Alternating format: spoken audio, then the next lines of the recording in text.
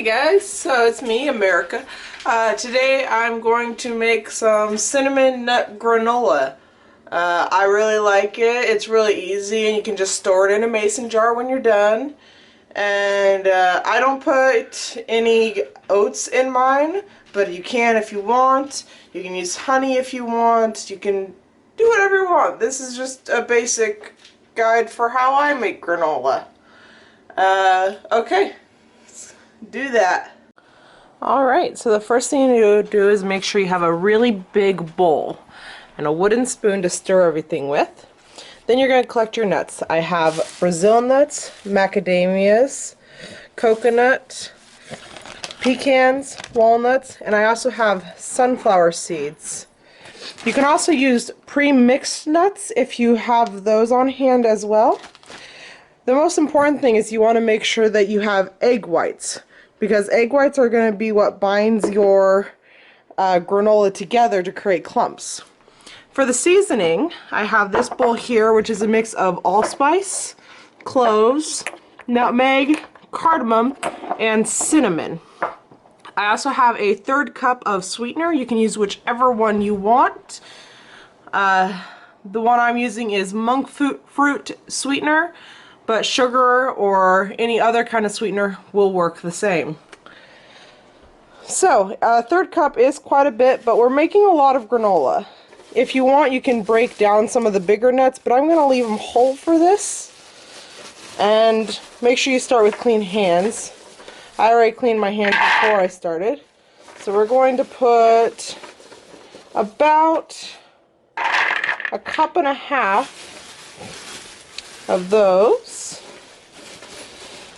and about 1 cup of these. They're more expensive, so I'm not going to put as many of them, but they really add a nice creaminess. Sunflower seeds, you can add quite a bit of these because you can get them pretty cheap. A lot of this is just bulking out so that you can have the nice flavors without everything costing a lot. They're all also really good sources of fiber and different proteins. The shredded coconut is unsweetened, but it still tastes sweet if you eat it. So it's really nice and plays well with the sugar. Oh, I should have opened these. 1 second. So I'm going to add, what's left in here is about 2 cups of pecans. And I have about 2 cups of walnuts, so I'll also add that.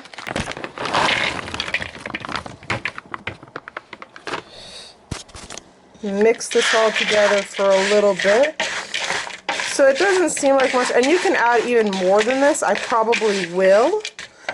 But first I'm going to see how everything looks when I mix it with just the dry ingredients. So there goes all my spices and all of my sugar. The sugar will of course all sink to the bottom.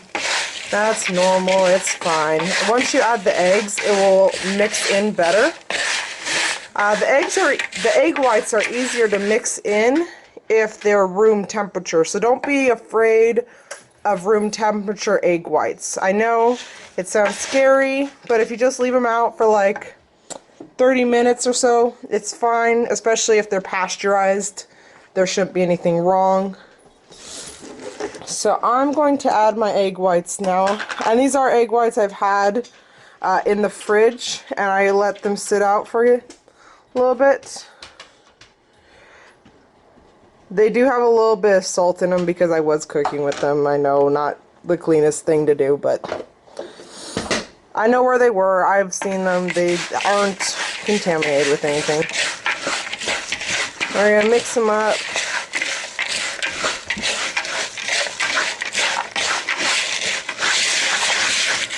Really well. So you want your mixture to not look like this. This is slimy, which means that I should add more nuts, which I will, and then I'll show you what they should look like when they're ready. Alright, so I finished mixing up the nut granola. You see how everything looks like it's slightly glazed? That's how you want it to look. I've laid everything out on a sheet pan. Don't worry about it being thick because that's actually how you're going to get more clusters.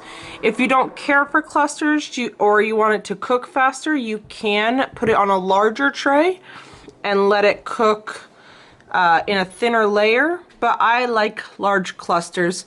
So I'm going to put this sheet pan into the oven at about 200 degrees for about an hour, and I'll show you what it looks like when it's done. Just remember that the way your granola is going to cook is going to vary based off of your nuts, based off of your oven, based off of all kinds of different factors. So this is not an exact recipe, merely an inspirational guide for what you can do. And so here's the granola after I've stirred it up. It's a little bit darker than I would have wanted, but it wasn't fully cooked when I initially checked on it, so I prefer it a little bit darker rather than lighter, and it just gives it a little bit of a different taste. But ideally pull it out a little bit before you think it's done, and then you can taste and season a little bit more after. But that's about it. Yeah, bye.